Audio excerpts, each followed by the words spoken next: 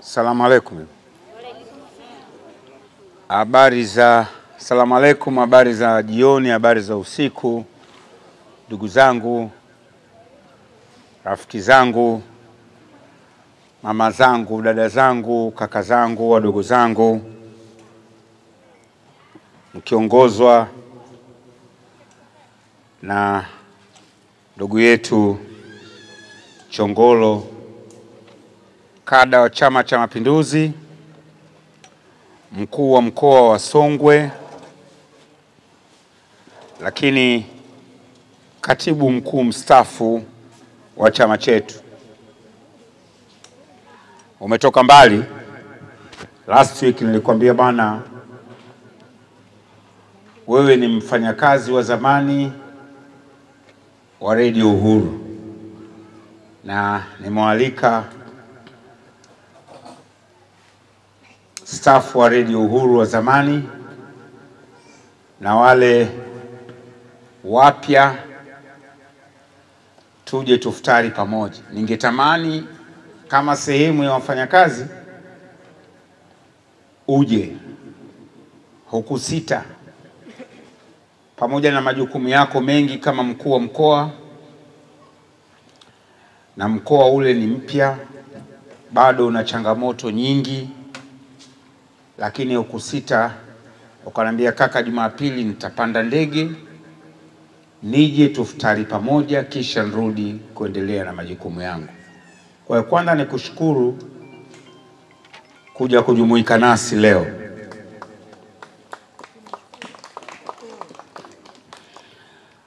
Wengi wanajiuliza, generation mpya, Chongolo lini alikuwa mfanyakazi wa Radio Uhuru? Chongolo ni katika timu iliyoingia nadhani 2003 au 2002, 2004,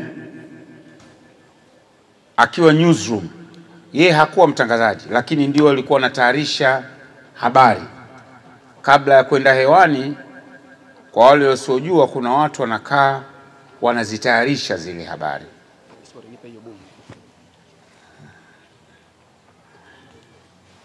Sasa yeye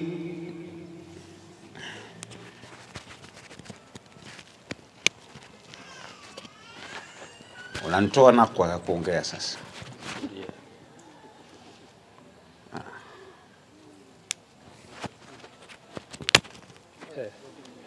Tulia kwanza, mtachukua direct kule. Tulia pale.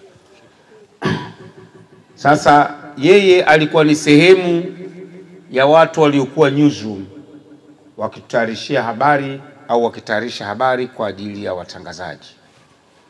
Nakumbuka siku moja kaka zetu hawa kina Liongo kidogo walikuwa watata, na ndio walotufundisha kazi. Sasa wanatakiwa ukasome habari. Mimi nilikwenda kusoma, kulikuwa na kipindi sio likihitaji kipindi cha wahariri, kitu kama hivi, saa 10. Kina sehemu kama 3 au 4, michezo, mambo ya wahariri wameandika nini kwenye vyombo vya habari, habari za kimataifa, habari loko. Kilikuwa kipindi kama cha masaa 2 hivi, na watayarishaji ndio walikuwa hawa kina Chongolo. Sasa mimi ile sehemu yangu nilikuwa nasoma na binti mmoja anaitwa Sakina, mtoto wa Abdul Masud marehemu. Chongolo ametucheleweshea kutuletea. No, katuletea ya Kiingereza. Maona mtihani alitufanyia bwana Chongolo. Taarifa inatakiwa iende hewani kwa Kiswahili, ilikuwa ni habari za kimataifa, yeye kachapa na kaprint kwa Kiingereza. Na katuletea, tuko studio tunafanya kipindi na ni live. Nikamwambia Sakina, kaa pembeni, niachie mwenye lugha yangu. Kwa hiyo nikawa naisoma ile habari iliyoandikwa kwa Kiingereza, lakini inatakiwa isikike kwa Kiswahili. Nilikaa na Chongolo wiki 2 atuongei, kwa sababu hakuna kitu kigumu duniani kama kukihamisha Kiingereza kutoka katika maandishi kukisoma kwa Kiswahili. Nakumbuka kaangu Chongolo nikamnunia yani kabisa. Lakini alikuwa mtu muungwana. Kila tukiona, bwana nisamee bwana, mimi nimekosea. Unajua Chongolo alikuwa mpole toka zamani. Nilighafilika na nini haraka hiyo mlonipa. Ni mtu muungwana sana. Level ya kutoka kwa newsroom, mwandishi tu wa kawaida, mpaka kufikia katibu mkuu, Secretary General wa Chama cha Mapinduzi, ni nidhamu ya kazi. Na hii kwetu iwe fundisho. Usijione we uko newsroom ukaridhika. Weka malengo makubwa. Sema mimi siku moja nataka kuwa fulani, utakuwa. Mfano hai ni RC Chongolo. Leo ni Regional Commissioner. Lakini kuna waliotutangulia kabla yetu ambao baadaye wakaja kutufundisha kazi. Mimi kazi ya utangazaji kila siku naimba, nasema, narudia. Nimefundishwa hata kuwasha mic na Abubakar Liongo ambaye leo tuko naye hapa. Nilikuwa nachambua mpira, akaambia wacha hizo, wewe una talent, njoo nitakutrain. Kabla ya kwenda mafunzo yote akaanza kunitrain. Siku ya kwanza nilokuja kazini na ndio siku alonipa kipindi cha michezo. Na wakati ule vipindi vya michezo vilikuwa vinatangaza mambo ya Simba, Yanga, Coast, bas sana sana Philbert Bayi, si Juma Ikanga. Yeye akanambia, wewe ni hodari katika mambo ya kimataifa, anza sasa kutangaza na habari za Liverpool, Manchester, si nani na radio ya kwanza. Na nyinyi Radio Uhuru mjivunie hili. Radio ya kwanza kuanza kufanya international sports ni Radio Uhuru. Na mimi nikiwa mtangazaji wa kwanza nilipata mafunzo ya kakaangu Liongo. Na story tulikuwa tunaenda kuzichukua magazeti ya Uhuru na Mzalendo, na kuja unaziprint, nasoma pale Liverpool leo imeibamiza Manchester. Zamani watu walikuwa wanatangaza habari za local tu. Simba kakimbia mechi, vitu kama hivi. Lakini Liongo ndo alo create, na ndo mnaendelea nayo kizazi chenu mpaka leo. Kwa hiyo huu ni mwalimu wangu. Lakini hapa nimeona na walimu wangu wengine. Nimeona John Dilinga. John tulikuwa naye Radio Uhuru. Akanambia, sasa kaka, wewe unafanya michezo, lakini nakuomba hebu njoo kwenye na music. Alikuwa na kipindi chake, unaitwaje kile kipindi cha mchana? John 14-16. Akawa ananileta mule, ananifundisha kufanya kazi ya DJ. Yeye na First Edi wakawa wananifundisha. Mimi kusugua hii naweza sana, msione hivi. Lakini nimepata mafunzo kwa watu wangu wa Radio Uhuru. Kipozi alinifundisha kitu kimoja kizuri sana katika maisha yangu. Kutostama, alikuwa anapenda kusema hivi. Yaani ukiwa unatangaza usigonge. Mimi kwangu sijapata kumsikia mtangazaji mzuri wa taarifa ya habari anayemzidi Ahmed Kipozi. Sijapatapo kusikia. Nashuhudia katika nafsi yangu sijapata. Si kwamba wengine sio wazuri, lakini hakosei hata. Ni talent. Bahati mbaya amepata udhuru, yuko Dodoma. Lakini kuna udhuru wa mtu mwingine muhimu, Masud. Manju tulikuwa tunamuita. Manju huyu alikuwa fundi sana wa mambo ya muziki. Na mtu mwenye accent bora zaidi ya Kiingereza niliyepata kumsikia. Simjui mtu anayeweza fasaha ya lugha ya Kiingereza anayemzidi Masud katika Waswahili wote hao. Na ndio maana embassies kubwa Marekani, Uingereza huko nyuma zilikuwa zikimuita kama MC. Wewe Waingereza wale wanavyojidai wakuite wewe MC kwenye event zao, au wa Marekani. Lakini amefanya sana kazi hiyo kwa sababu ya ubora wa lugha. Lakini ubora mkubwa wa Masud ni mziki. Ni Manju, anajua mziki. Anajua, tumesoma kwake mziki. Tumewajua wasanii wakubwa, na sio mziki huu tu wa labda nyimbo za zamani, masalsa, ukija katika marumba, ukija katika mabolingo, kila kitu. Lakini tulikuwa na bahati ya kuwa na mtangazaji kama Regina Mwalekwa, ambaye nitampa nafasi ya kusema. Moja wa watangazaji mahiri sana wa kike waliopata kuzaliwa katika nchi hii. Sauti yake haichoshi kusikiliza. Na ndio maana makofi haya yanathibitisha ninachokisema. Yani ni mtangazaji mzuri sana sana sana, alafu ni dada mpole, mcha Mungu, na nimepata habari kwamba amekuja huku mzazi wake akiwa hana hali nzuri, yuko kitandani. Basi tutumie hii sekunde moja kumuombea kwa Mwenyezi Mungu mzazi wetu apate nafuu na arejee katika shughuli zake. Ningemtaja mmoja mmoja hapa, lakini mwisho nimtaje Rachel Odoba. Alikuwa matata sana wakati ule tukitangaza. Alikuwa rafiki yangu sana, alikuwa mwenzangu sana, ni mmoja katika watu wa karimu sana. Mwaka jana nilikwenda Atlanta, Georgia. Alinifuata airport, akanichukua akanipeleka hotelini. Siku zote nilizokaa pale niko full time, niko na dada yangu Rachel. Niko sababu ya Radio Uhuru. Na amekuja Tanzania last week, nikamwalika hapa nyama choma, na nikamwambia kwa kuwa wewe umekuja, ningetamani nifuturu na staff wenzangu wote wa zamani na kizazi cha sasa. Akaniambia hilo jambo jema sana. Kwa hiyo tulianzia pale mazungumzo yetu ya futari ya leo, mimi na dada yangu Rachel Odoba. Tulikuwa na mitaji jina lile buu zamani la kiutani. Taliana. Kama mambo yake ya Kitaliana huyo. Anaishi vizuri Marekani. Jamani, yuko Atlanta, anaishi nyumba posh area.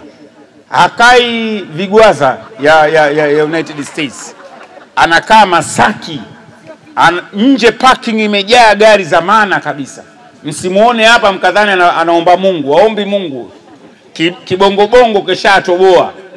Ukiona mtu Atlanta anaendesha gari ya maana ya dola 300, 200 na anaishi kwenye sio apartment kama hizi zetu, posh, nyumba posh kabisa, iko kwenye kilima hivi. Unaicheki ile Atlanta yote. Hongera sana ndugu yangu Rachel. Lakini nikushukuru mkurugenzi dada yangu Amina Azizi, mkurugenzi mpya au kaimu mkurugenzi.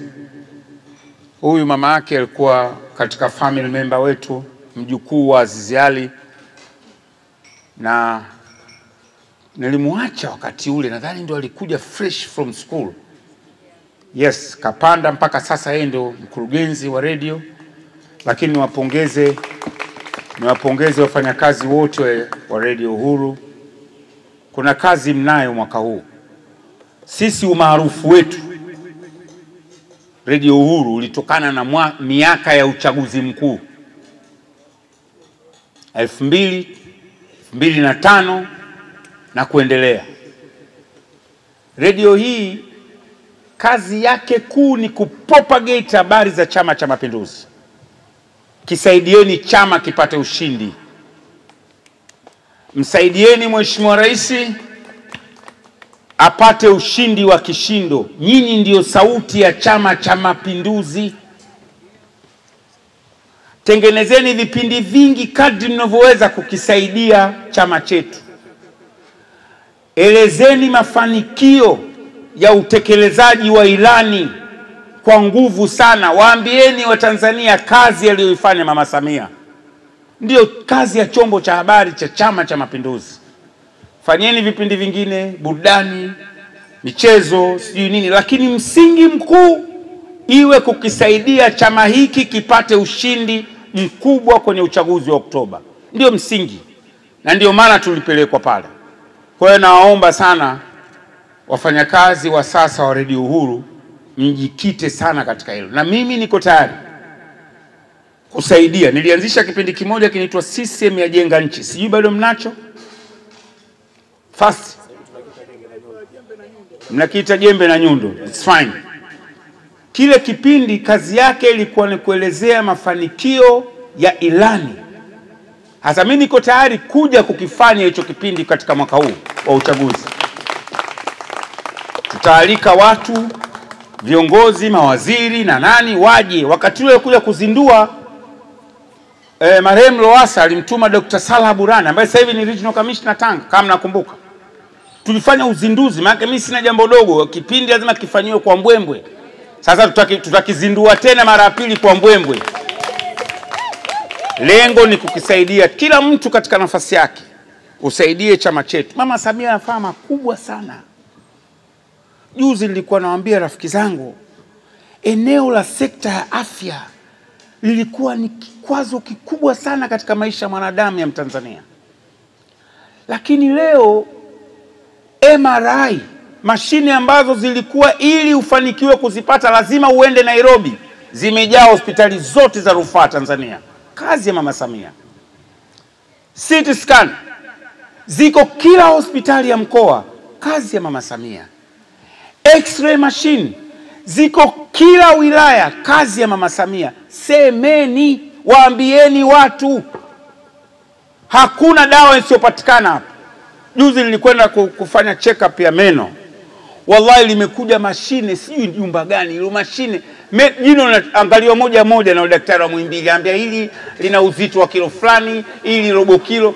Shekhe, ni Mama Samia huyo, hamsemi.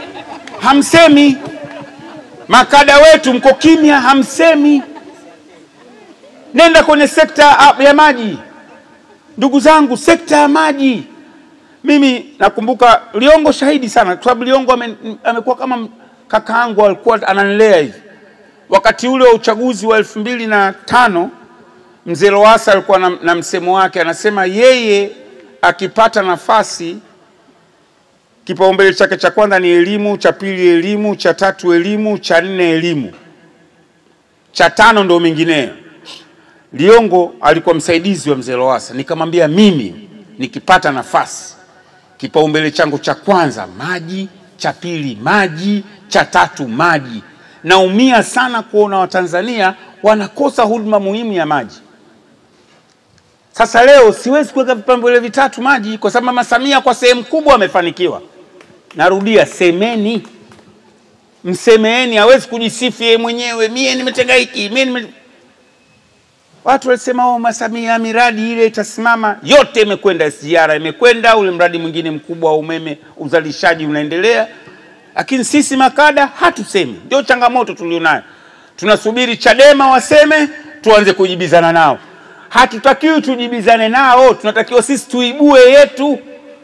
Na kuibua kwetu ni kusifia na kupongeza utekelezaji wa ilani.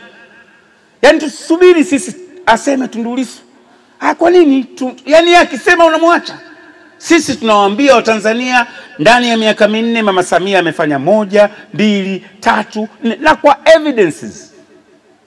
evidences.